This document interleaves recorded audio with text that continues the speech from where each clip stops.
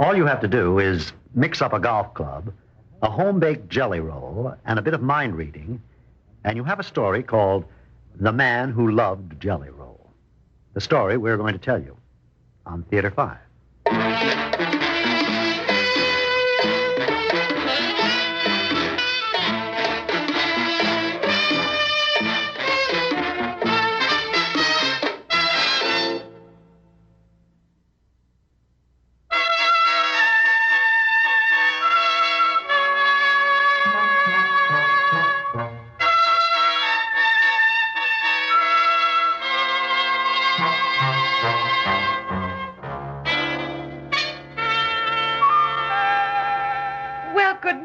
Mr. Lambert, I wondered how soon you were going to wake up.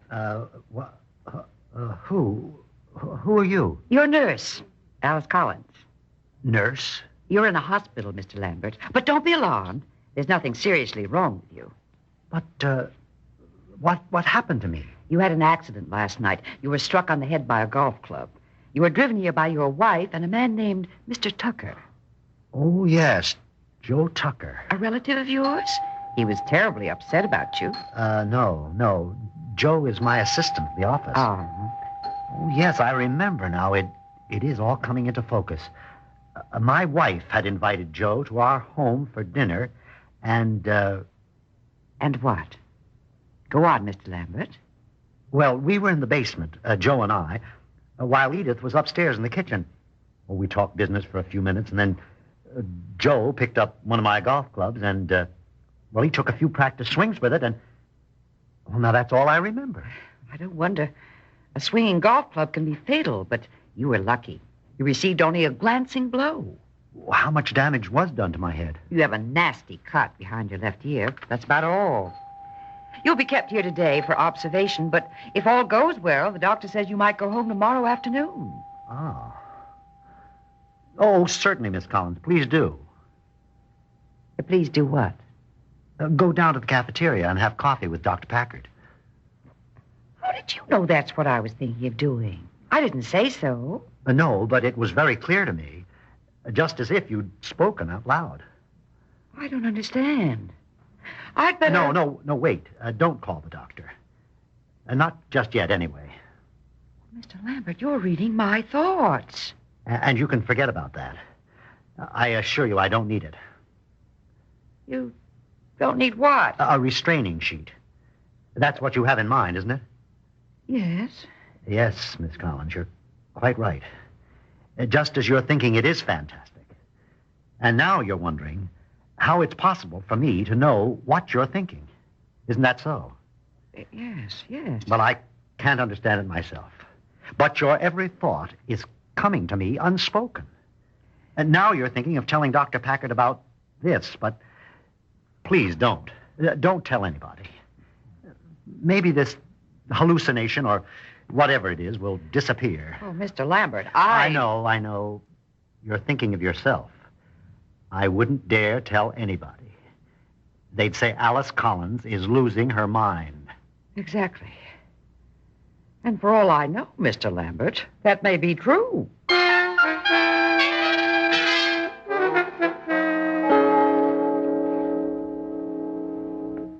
Mr. Lambert? Oh, Miss Collins, I didn't hear you come in. Do you know why I came in? Oh, yes, of course. You're about to say that my wife has come to visit me. And you're wondering whether I can read her thoughts, too. You're so right. Well, I don't know whether I can or not, but I'll soon find out. Please show her in and leave us alone, will you, please? Very well. You may come in, Mrs. Lambert. Oh, thank you, nurse.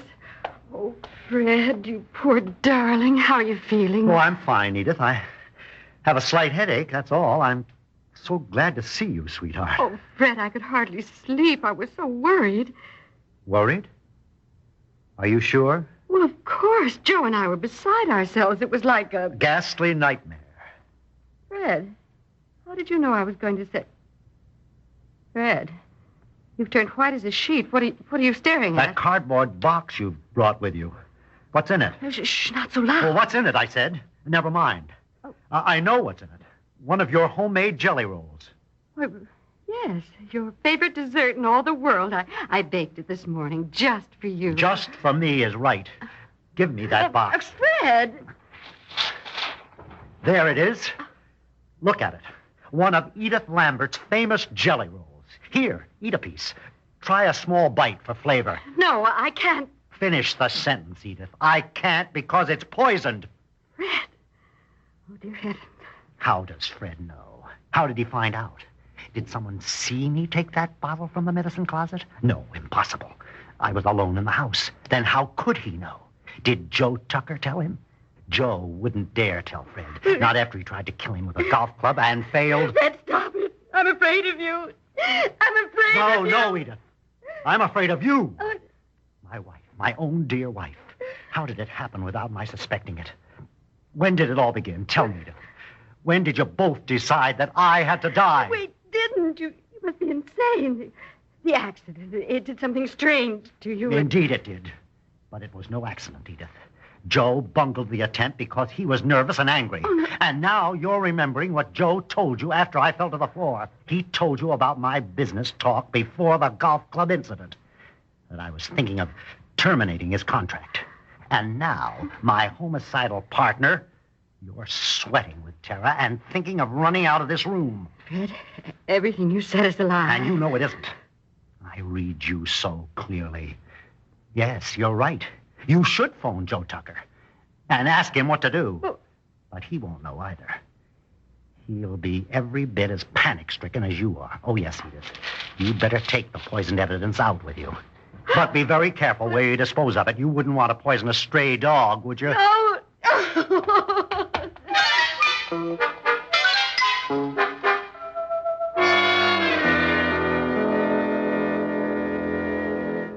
Well, Mr. Lambert, I see you've moved out of bed into a chair. Good for you. I'm Dr. Blaine Packard. I'm glad to see you, Doctor. How's the head feeling? Oh, well enough, I guess. Doctor, may I ask you something? It's quite serious. Go ahead. Do you know anything about telepathy, extrasensory perception, the ability to read minds? Well, I've read up on it, of course. Well, could such a phenomenon follow a head injury like mine? Oh, I doubt it, Mr. Lambert. At least I've never heard of such a reaction. Why do you ask? Because, Doctor, ever since I woke up this morning, I can do it. Now, it's obvious that you don't believe me. In fact, you've already dismissed that thought. What? And now, your mind is dwelling on something that's distinctly non-medical. Okay, Doctor. Forget it. I hope you and my nurse enjoy your evening together. Well, Miss Collins told you that? No, she didn't. Poor Miss Collins. What do you mean, poor Miss Collins? You're thinking of bawling her out when you meet her in the restaurant, aren't you? You're darn well right I am. She had no business to tell you that, Mr. Lambert. No business at all.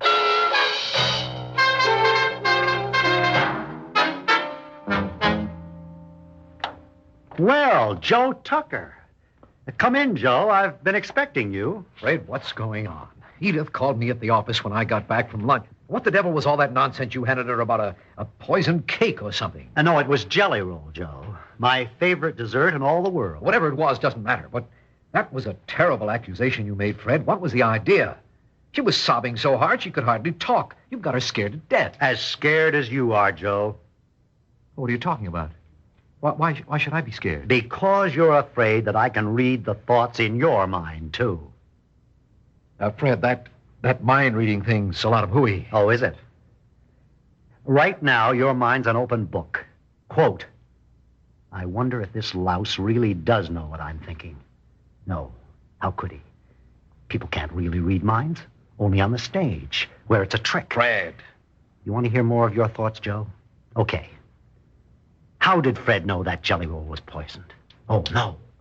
No, maybe Edith got scared and confessed the whole plot. Maybe she even told him that I suggested the poison. Fred, stop it. Nothing doing. Your thoughts are getting much more interesting. Fred really is reading my mind. I should hit him again with that golf club.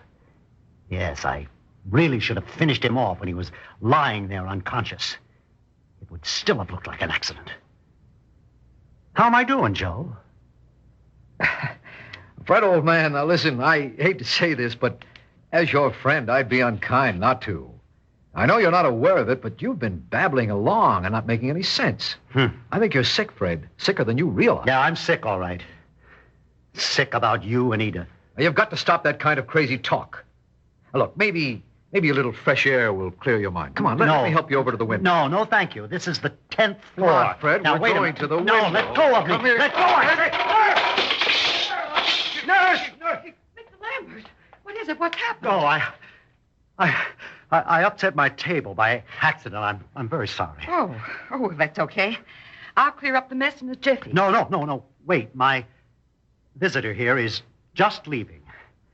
Would you be good enough to show him out, please?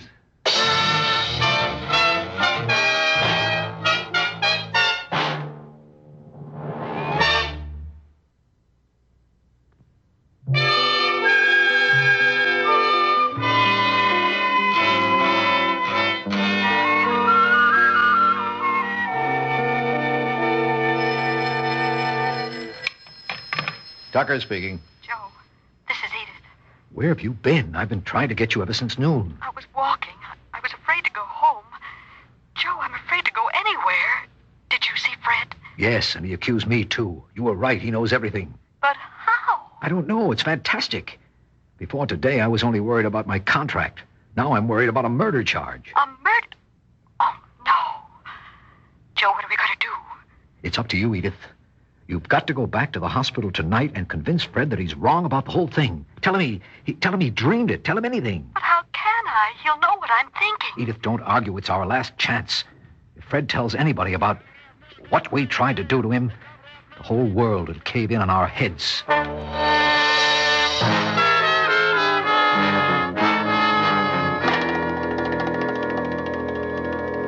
Well, Edith, you look a bit pale tonight. Are you tired? No. I'm just sick at heart, Fred, about the way you acted when I was here this morning. You accused me of horrible things that just aren't true. And Joe called and said you accused him, too. Did Joe tell you about the window incident? No. What does that mean?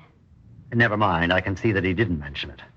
I also see that you've brought me another Jellyroll. Yes, dear, and I do hope that you eat it. At least taste it to prove that you can trust me. Of course I'll eat it. Well, you're not afraid? Oh, no, not of this one. Your mind tells me it's perfectly safe. Delicious. Have a bite. No, Fred, I couldn't. I haven't eaten all day. I've felt too miserable. Oh, darling, how could you possibly have suspected me of putting something awful into that Jellyroll this morning? I know very well you did, Edith. So there's no use denying it. But how can you be so cruel to me? And why do you keep up that pretense of being able to read my thoughts? Because I can. Very well. What am I thinking now? Tell me. Okay. You're wondering whether I've told anybody about the plot that you and Joe cooked up to get me out of the way. That isn't true. And to ease your mind, Edith, I haven't told a soul. Oh. Yes, relieved, aren't you? It's a great weight off your mind. But now here comes a dark thought. You're wishing you'd poisoned this Jellyroll, too, so that I'd never live to tell anybody. Fred! But I might talk at any time. So with that hold over you, I feel fairly safe. Oh. If I should die suddenly, the police would know exactly where to look. Oh, Fred! And now, my love, I have a slight headache. You'd be doing me a great kindness if you'd get out of here and let me go to sleep.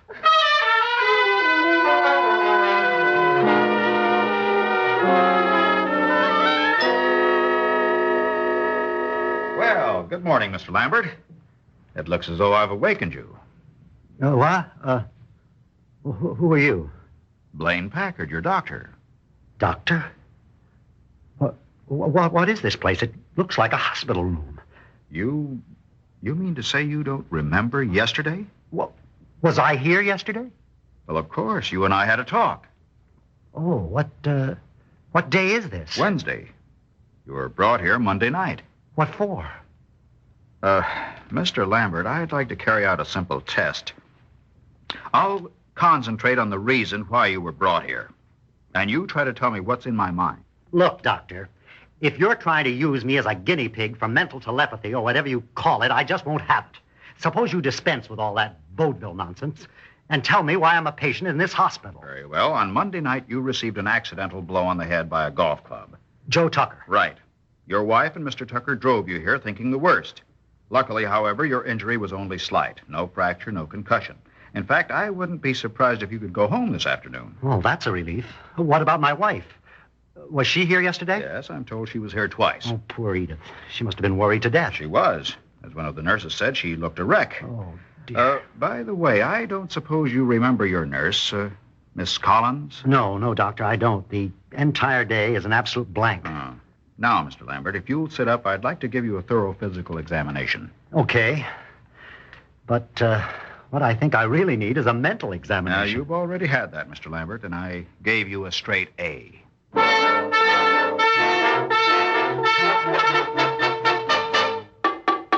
Yes? Oh, Mrs. Lambert, good afternoon. Come right in. Thank you, Doctor. A nurse called and told me I could take my husband home, but before I go up to his room, I'd like to talk to you, if I may. Of course, do sit down. Thank you. Dr. Packard, how is my husband? Oh, he's perfectly fine. The question is, how are you? Why do you ask? Well, you seem terribly distraught. I know the anguish you've suffered naturally, but I suggest you try to compose yourself for the sake of your own health. But, Doctor, my husband's accident was so terrifying. I've been driven almost out of my mind with worry. Well, that's understandable, but now, happily, it's all over. And I assure you there's nothing to fear. But is it all over? I mean, is Fred absolutely all right? Yes. Otherwise, I wouldn't permit him to leave the hospital. I hope you're right. You're still not convinced? Well, Dr. Packard, did Fred tell you anything that happened yesterday, either about my visits or Mr. Tucker's visit? No, not a word. As a matter of fact, as I discovered this morning, he doesn't even remember yesterday. Are you sure? Positive. The entire day is a perfect blank in his mind. Oh, thank goodness. Feeling better now? Oh, yes. Oh, yes. Well, you certainly look better. A little less like a ghost. Well, thank you, Doctor. I'm sorry I took up so much of your time. Oh, not at all, Mrs. Lambert. I quite understand your concern. And now I suggest that you go up and rescue your husband. He's waiting anxiously for you to take him home.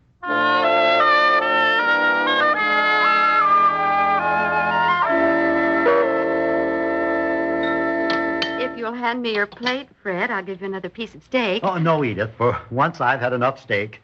Oh, what a homecoming dinner. Well, I suppose any home cooking would taste better than a hospital dinner, wouldn't it? Oh, don't ask me, sweetheart. I have no idea what they served me last night. Funny, I don't remember your visits yesterday. How did I seem to you? Well, perfectly normal. I would have known there was anything wrong with you at all. Well, how did I act with Joe? Did he say I sounded nutty or something? No, he just told me you were fine. Of course, he was relieved that you'd forgiven him for the accident. Oh, those things happen, and they can't be helped. I just hope he'll understand about his contract, that's all. What about his contract, Fred? Well, I've decided not to renew it.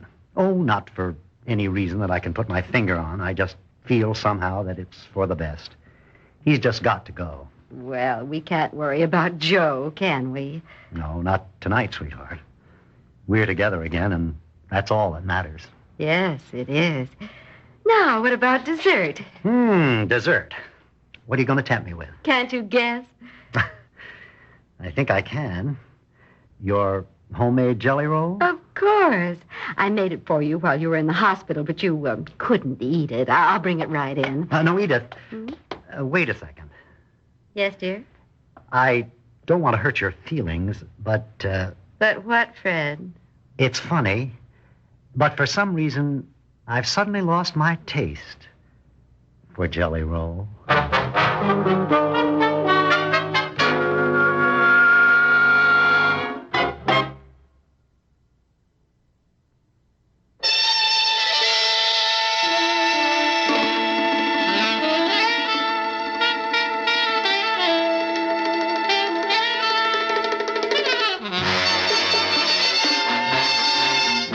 Theater 5 has presented The Man Who Loved Jelly Roll, written by Albert G. Miller and directed by Warren Somerville.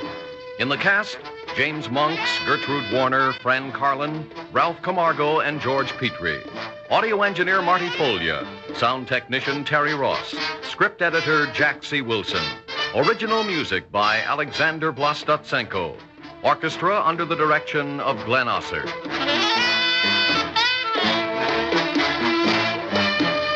Executive producer for Theater 5, Edward A. Byron. We invite your comments. Write to Theater 5, New York 23, New York. This is Fred Foy speaking.